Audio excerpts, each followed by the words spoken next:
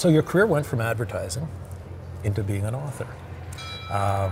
One of your first books, Radical Careering, which hello, baby. Yeah, this is the first one, huh? First one. 100 Truths to Jumpstart Your Job, Your Career, and Your Life. Where did this come from? Like, where the soul and the root of, like.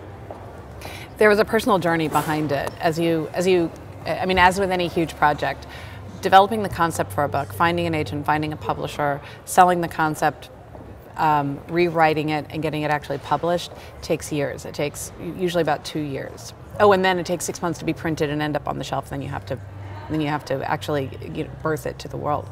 And in writing Radical Careering, I was really curious about what was happening around the time of 9/11 and what was going on with people, how very personally their careers affected them and their sense of themselves. That I spent a lot of time studying how do people react when there's a problem in their career, and how directly they translate that over to what they think of their own potential, and how much a boss can crush somebody's, not just spirits, but even their aspirations. I mean, a bad boss can lower your sights for the rest of your life.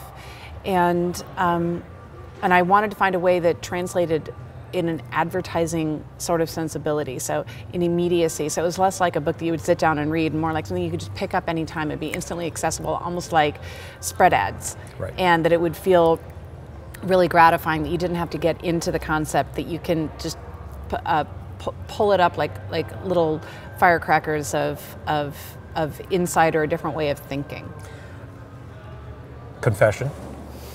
Basically, I've thrown up 1 or 2 of the 100 at the beginning of a class. And just let one of them, and let's talk about it. Oh, that's so cool. And it's amazing, you're right. Like, it's just taking that one little element of what you're feeling, how to understand within yourself. So when the book was released, how was the reaction to it? What was the general world's thought on it like? It was mostly good, but it was definitely mixed. And one of the things that's really hard is that when you create an ad, if there is if somebody says something about the ad that they don't like, you can always hide behind the client, your creative director, your boss, the strategy, the budget, the execution. Oh, you should see the director's cut. Yeah. And when you write a book, you can't do that. Sally It's Hogshead. right, exactly.